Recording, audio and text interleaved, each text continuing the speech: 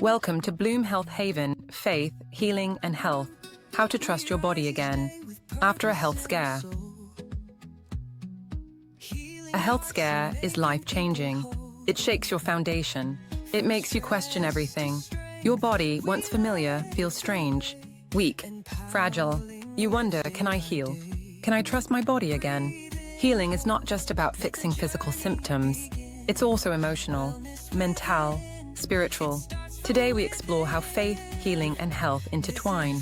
How to rebuild trust in your body after trauma. The impact of a health scare, a sudden diagnosis or accident can be terrifying. It triggers fear, anxiety and grief. Your body feels unpredictable. Your mind races with what-if questions. What if it never gets better? What if I lose control? This stress floods your body with cortisol.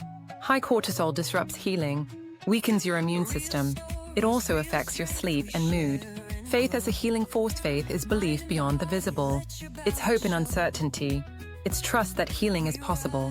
Research shows faith positively influences health outcomes. It reduces stress hormones, boosts immunity, promotes positive behaviors. Faith doesn't mean denying reality.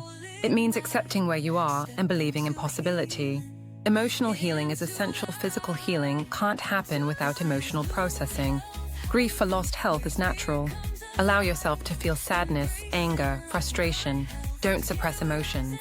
Express feelings through journaling, talking, or creative outlets. Seek support from counselors, support groups, or spiritual leaders.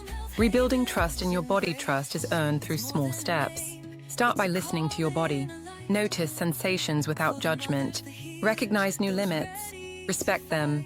Celebrate small milestones. Each step forward is progress. Practical healing.